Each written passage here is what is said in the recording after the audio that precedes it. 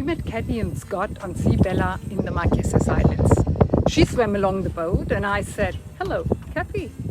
She answers, "Have we met before?" And I answered laughing, "No, but in the app, Non-Foreign Land, I found your boat name and your personal name." Very easy to make contact to other people that way. And today most of the boats have Starlink and use different apps to stay in contact. Welcome to Sailors Life. Today I'm welcomed by Kathy and Scott on Sea Bella, a brewer 44. Saying goodbye to your home and moving to a sailing boat to live a cruiser's life for a few years, people might ask themselves, what about friends and community? Won't we feel lonely? If this question has stopped you so far, listen to this interview. Kathy and Scott found great ways to make new friends and build up a fantastic community at sea. Hi Kathy, hi Scott. Thank you very much for joining my interview. Fantastic. Thanks for coming over. You're sailing 5 years now, just the two of you. Don't you feel lonely sometimes? Oh gosh, never. I don't think I ever feel lonely. I mean, maybe I miss my family and some of my friends back in California, but there's new people everywhere. So what do you do to bring people together? Last night we had a fun barbecue and bonfire on the beach. You know, the kids were running around getting the firewood, and so we just sort of announced it a few days beforehand, maybe WhatsApp, a little bit on VHF, and then they tell their friends, and everybody is so social here. I mean, you don't find too many people that just want to hole up and be to themselves for weeks. So everybody came about 4:30 and hanging out. Some people played some bocce ball on the beach. Other times somebody will arrange a hike up to the waterfalls up here in Nukuhiva. You know, sometimes there's a happy hour on somebody's boat. I think you just need to be open to the fact that there's a lot of different people around. There's a lot of different activities you can choose to be a part of or not be a part of. There's some cruisers that really rather be left alone, and that's just fine. Oh, we had a great idea at Christmas. That was your idea. Sometimes we like to give back to the local community and the children, and so we went boat to boat about a week before Christmas, and we gathered a bunch of cruisers that were interested in baking cookies and wrapping little gifts for the school children in Nukuhiva and Taiohae Bay. And so that was well received by the mayor and the principals of the two schools, and we ended up serving 320 kids, you know, children, and they sang for us, and it was just, you just have an open heart and it just all comes pouring. The more you get involved with the local community, the more you're going to get out of what we're doing here. If you're going to come in here and just expect to enjoy the water and come and all you're going to do is shop in the stores and you don't get involved with the local community, you're really not experiencing what we came here for. So to get to know somebody on shore, to actually understand the families that come down and use the water, to actually walk down a road like we did yesterday and be invited by the locals to go swim in a creek, and you go swimming with them in the creek and all of a sudden you've made new friends. That to me is more what this is about. It's not coming in here, anchoring and looking at the scenery, taking advantage of the locals and then leaving. It's not what this is about. It's really not. Yeah. So the locals are open for contact with you? I think the locals here, especially in the Marquesas, are very open and receiving of us. Some of that is being able to recognize when those opportunities are available. You get into Tahiti, and no, you're really more of just a number and another boat in the harbor, but that's really more unusual from what we see in the Tuamotus and the Marquesas. The locals want to know about us as much as we want to know about them, and if you're not willing to go in there and meet them, then you're the one that's missing out. Yeah. And Scott, I heard that you have a special hobby. Oh, I don't know that I'd call it special. It's something that we started doing this last year when we started finding all these beautiful shells and found these pearls in Tahiti. It seemed like we should be doing something with them. So we tend to do a lot of walking on the beach. We collect shells very differently these days because we're always looking for what we call jewelry quality shells, and we make quite a bit of stuff, kind of like her earrings or necklaces or different kind of stuff. Yeah, it's been fun.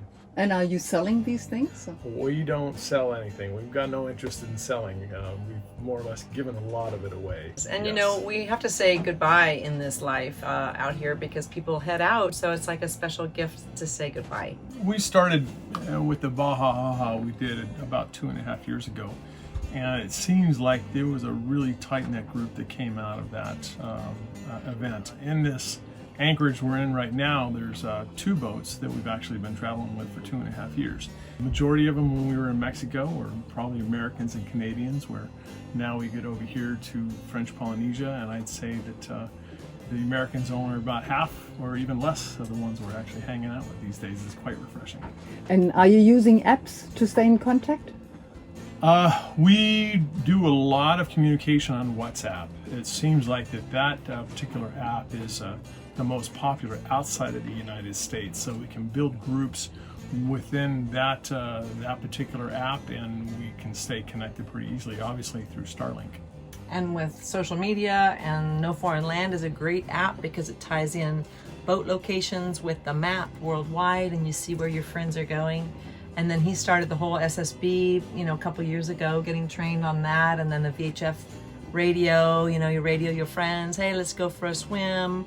Somebody found the mantas the other day, so they radioed on the VHF channel 72. So. But you just mentioned SSB. Is that still on? I mean, with all Starlink now and the boats and all the apps? We had a group, the Amigo Net, when we were in Mexico, where it was actually still quite active in Mexico. And when we crossed last year, I was one of the net controllers of the group out of the Pacific group that tracked a lot of the boats across the Pacific. I would say it's not as active as it used to be. It's dying a little bit all the time. It seems like Starlink is going to put another nail in the coffin of that particular technology, but there's some of us that are continuing it when we can. And Kathy, I know you are a certified yoga teacher, and people really like to come to your yoga classes. So do you want to tell us a little bit about that? Oh, you know, it's really fun. I think I started it in Mexico. We started going to in Tenecatita. We had a nice place with the palm trees in the shade. We just announced it on the VHF maybe the day before, and people come, and it's a wonderful way to meet and exercise. We do a little meditation. And then we came over here, French Polynesia. We found a couple of places. Fakarava had a wonderful beach, and we were doing that every single morning for weeks at the Harafa beach. And then over Christmas, I got my real certification online with Starlink, and so that was fun to be certified now. Would you suggest that people who live on a boat do more exercise and get out and get going, and especially yoga with the stretching is fantastic? Yes, it's great. You need to build your core strength, and we do a balance track, you know, any kind of strengthening you could do with your arms and your legs. Getting off the boat is probably more important. And so a lot of people do exercise on the boat, whether it's bands or you know, they're swimming, that sort of thing. Some people try to do some yoga on the boat, but to get off and get into the beach, where it just is so magical to be on land and work out together in a group. It's a community thing.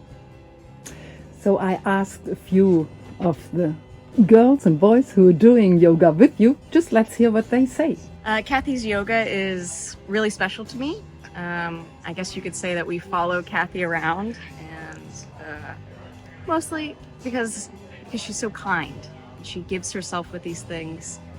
You can see that it takes a lot of effort to put something like this together, where she has put together such a thoughtful bit of yoga that convinces so many people to get off their boat, start their day, come together just for a moment for themselves, just to just really be in their body. So yeah, I come as often as I can. I probably come almost every single time she does it.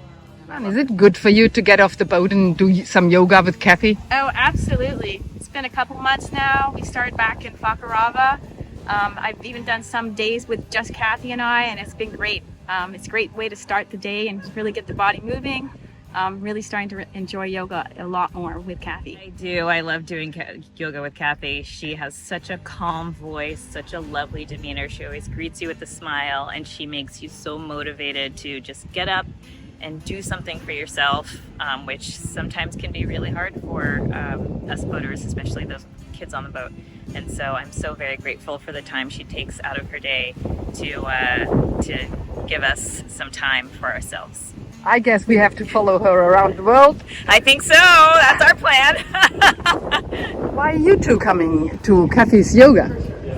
Well, because at the age of 52, I wanted to feel like I was 51 again. And now I do.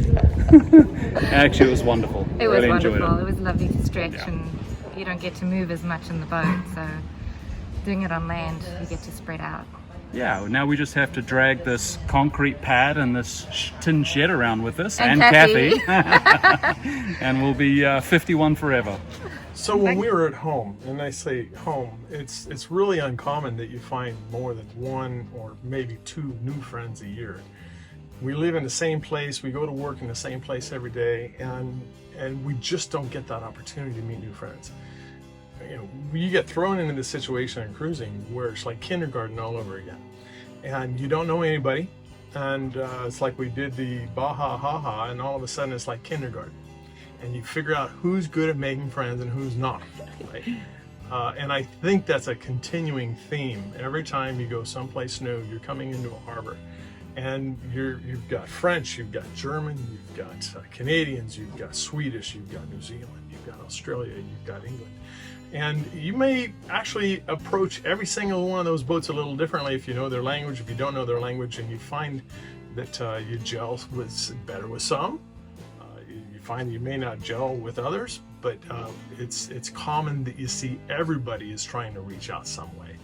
And like kindergarten all over again. And you do meet many, many, many new friends every year, unlike our past life. And I think that cruisers are a certain type of people. I mean, there's a lot of variety out here, like Scott already said, but it's a certain outgoing, fun-natured, loving the environment, love animals, love to swim, love to hike, be in new places, lots of change all the time, going to a new anchorage every 3 weeks. That's on the go a lot, and these people like to travel and meet new people. And so I think this is the kind of people, you know, we say, hey, these are our peeps, that we like being around. You know, they're upbeat, there's not a lot of negativity. I mean, it happens, you know, and things break down, and then everybody helps each other. So it's just a real special people. There was a situation where we were in Mexico, and we were sitting with one guy that had grown pot all his life, and that's how way he made his living. But on the other side of the table, I was sitting next to a retired police officer that probably was chasing that guy. But at this point, when we get out here, it just doesn't matter anymore. Whatever you did in the past, whether you're a doctor, a lawyer, we forgive you, or anything else in this world, by the time we come together and we share an anchorage with everybody, it just didn't matter what you did in the past. You need each other too. We are an island all unto ourselves, but when I've got something that breaks down on the boat, there's a good chance that Captain Music is going to have the part that I need, or that I'm going to have the ability to go fix a system that's over on somebody else's boat. And so you find yourself coming together just because you depend on each other. And when you start making passages, most of the time we're making passages with other people. I very often know exactly when my friends are underway, and I'm usually watching for them on AIS or what other systems I have. And it's important that we're able to keep track of each other as well. Can you tell how many friends you made so far out here? Oh my gosh, I've got a book in that cupboard. I try to keep track of everybody that we actually have spent a good week with, and it's getting all filled up, a notebook. And is there, you know, boat name and as much information as I can to recall. Hundreds out here, hundreds boats, you know, in Mexico. We cruised there for 1.5 years, so I mean, it's just so many, and we still keep in touch with a lot of people. What's amazing is where a lot of these people are now. I mean, there's a lot of them that are still in Mexico. There's some of them that are in the Caribbean. There's some now that are in Fiji. There's some now in Australia. There's some now in New Zealand. And it's interesting to see how everybody's spread out. And this has only been 2.5 years actually since we've left California. I got to imagine in 4 or 5 years we're going to have people all over the world. Do you think you made lifelong friends? Oh, for sure. Yeah, there's people that we've met that we're going to know now I get chills. forever. Yeah. Got chills, Exactly. for sure. Isn't that nice? It Super nice. opens up the world for us. That's right. Yes. And what about you? Are you missing friends and family at home? You know, just knowing that I can fly back every year for 2 weeks is huge. And then the important, you know, close family members, they can come out and visit us whenever they want to and can. Of course you miss all that stuff you had back home. The family is probably the biggest piece. Just not being able to see your daughter or your dad or those kind of things are probably the things you miss the most out here. You are having Starlink now. I mean, in the last month, I've seen more and more and more boats having Starlink. Did that change your life out here? I kind of regretted it at first because, you know, the peace and serenity and, you know, we really were just reading books and doing a lot more swimming or paddleboarding and things like that. So I regretted it first, but then I realized what an important tool it was for the both of us. I don't know that I would have regretted it at all. I think it's changed cruising for a lot of people, not just ourselves. To be able to stay connected with our family, to be able to stay connected with the people in the community, I think was a big piece of this. To be able to research weather, the anchorages we're going to, I think there's areas of the world that are a lot more accessible now to us now that we have Starlink. And I think it will continue to change cruising. There's a lot of folks that don't like that. I think there's a lot of people that didn't like it when we went from horse-drawn carriages to cars either. I just think it's the nature of where we're going. What are your plans for the future?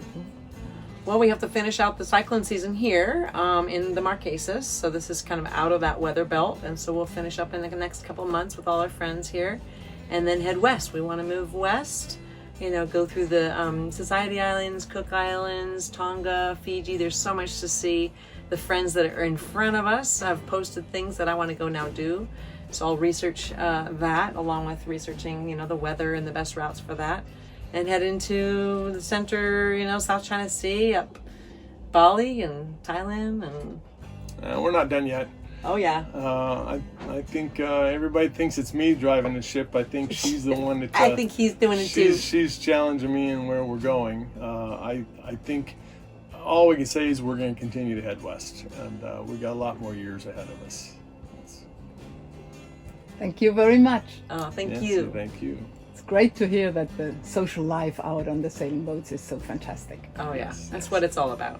Yeah, you're a big part of it, Uta. Oh yes.